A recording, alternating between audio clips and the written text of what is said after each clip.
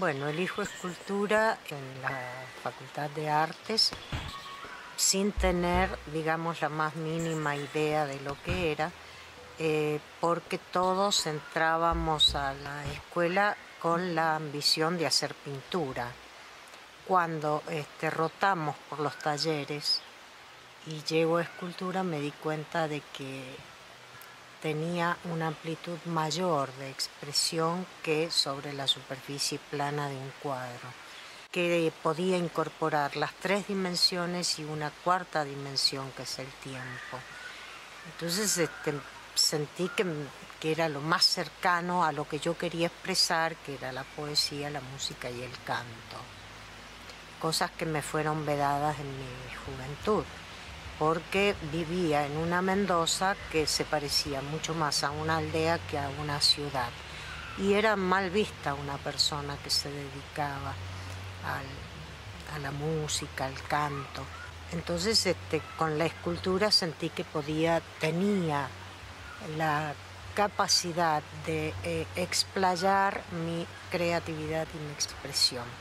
Y sobre todo cuando me di cuenta que podía hacer no figuración, cosa de la cual no tenía ni conocimiento en esos momentos, que en Mendoza ni existía la televisión, ni había material bibliográfico para poder conocer que existía del otro lado del mundo un Henry Moore, una Bárbara Herfurth. Llegaba a la Biblioteca Central a pedir material sobre escultura moderna, y lo más moderno que me daban era Rodin, que había muerto en 1919 y que obviamente hacía figuración. Así intuitivamente me encontré con unos prismas que se fabricaban en el taller para las cátedras de dibujo y empecé a tallarlos y a descubrir que podía perforar uno de esos volúmenes y que podía introducir mi dedo o mi mano y que salían hacia el otro lado. No tenía la más mínima idea de qué significaba, pero sentí una sensación de libertad que me conmovía. Hacía, según mis compañeros, esculturas con agujeros. No obstante, esto lo hacía en horas contrarias del taller. Me iba a la mañana temprano y volvía a la salida de la facultad. Era una verdadera pasión.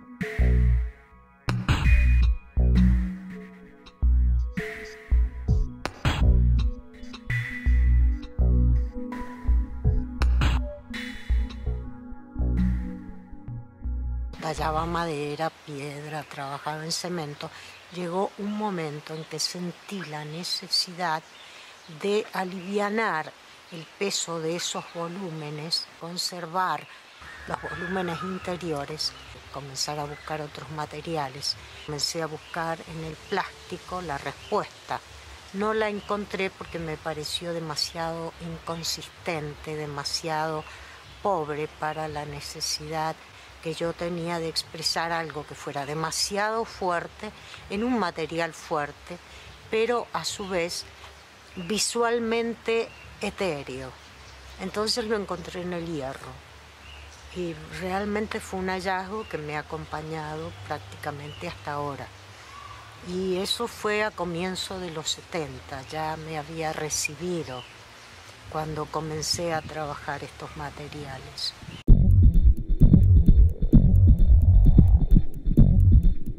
Un escultor es imposible que pueda mover determinadas piezas en soledad. Yo tuve al compañero de mi vida que me apoyó y me ayudó todo este tiempo, durante 40 años. Y no tuve más ayudantes, siempre fue mi ayudante incondicional. Pero los otros artistas en Europa, tenían una posibilidad que yo no tuve por razones económicas o por otro tipo de razones.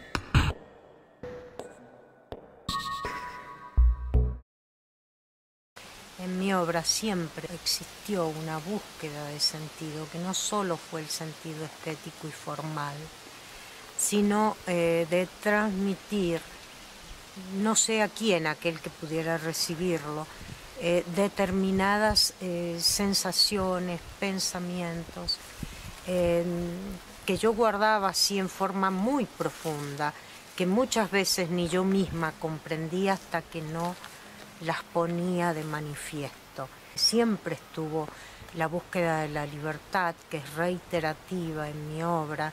En la serie de La Gran Ciudad también, de alguna manera, mostrar todo aquello que hace en una gran ciudad que el hombre se sienta total y absolutamente anónimo, absorbido por todo el entorno, y que qué almas y qué sentimientos y qué cosas existen detrás de esas ventanas. Difícil sentir cuando uno transita por las calles esa soledad en medio de tanta gente.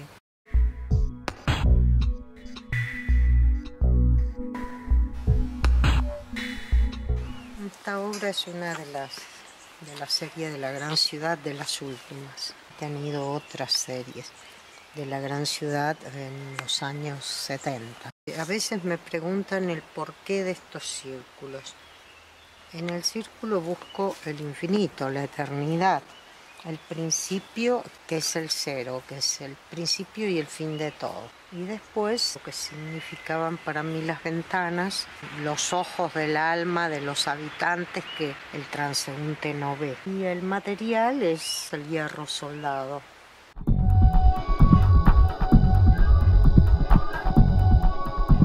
También hay otro tipo de obra que fue más espiritual. Traté de incursionar en el hierro, en las formas más descarnadas, más espiritualizadas. Hay una búsqueda de todo lo espiritual. Yo recuerdo que en los 60 se criticó un poco mi actitud de hacer no figuración. Me decían que por qué no hacía, digamos, lo que estaba viviendo el mundo en ese momento, por qué no representaba de alguna manera el hambre, lo que pasaba en otros países. Les decía yo, porque si el hombre apunta hacia lo más espiritual, hacia lo más profundo, todo lo demás llega por añadidura. Es decir, que nos despojamos de las envidias, de los rencores, de las ambiciones, todo eso que ha llevado al mundo a la destrucción por eones, por siglos, porque el hombre siempre ha tenido ese tipo de ambiciones desmedidas que yo no logré comprender y no logro comprender aún ahora, en este momento, a mi edad. No logro entender por qué tanta maldad, tanta ambición de poder. Si todo fuera más equitativo, todos viviríamos en armonía y viviríamos mucho más plenamente. Eso era lo que yo quería decir. Después tuve otra época, que es donde yo tomo conciencia. Cuando voy a sacar mi pasaporte italiano, siento nostalgia de sangre. Entonces allí reflexioné sobre todo aquello que pudieron haber sentido mis abuelos cuando llegaron de Italia, y que nunca más vieron a sus padres, eran muy jovencitos y que no tenían los medios de comunicaciones que tenemos en este momento. Entonces empiezo con la serie de la identidad, pero comienzo escribiendo primero. Esa nostalgia de sangre lo pongo de manifiesto en las naves. En esas naves hablo de la sal relacionada con las lágrimas, con el mar, con el despegarse de todos los afectos y los barcos oxidados, anclados.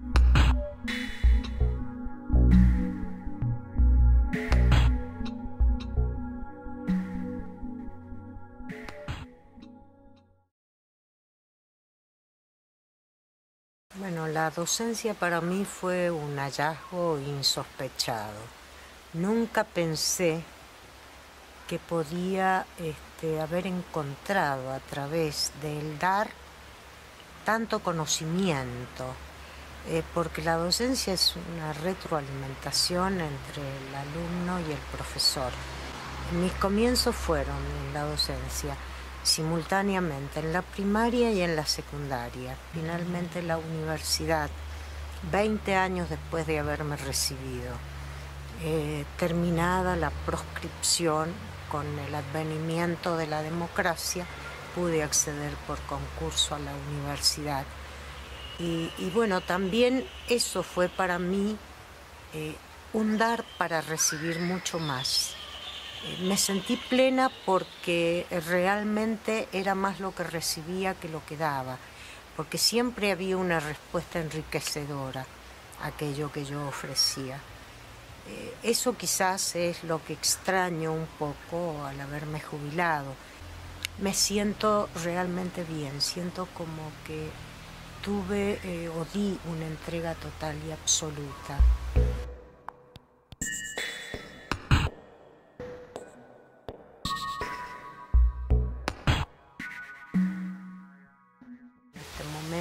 Estoy comenzando con otro tipo de obras, refiriéndome a todo aquello que me rodea en la montaña. El descubrir una cosa que yo sentía hace mucho y descubrirla de pronto, que es algo que leí, que somos polvo de estrellas y que tanto las piedras como nosotros estamos constituidos por la misma materia, por átomos, con densidades diferentes, con vibraciones diferentes, pero que si logramos partir una piedra, descubrimos el espíritu de las cosas escrito en las piedras. Entonces estoy comenzando a trabajar con eso y tratando de poner en valor eso que la gente normalmente en la ciudad patea porque le molesta, que es una piedra. Y enterrados en los cimientos de nuestras casas citadinas hay millones de esos tesoros escondidos que por lo general no se valoran. Esa es mi intención en este momento, que la gente descubra que hay belleza en la naturaleza, en todo, en la vegetación, en las piedras, en una espina encontrada en la montaña o en cualquier lugar, y que la gente se dé cuenta de que eso existe como existimos nosotros, que lo valore y lo respete.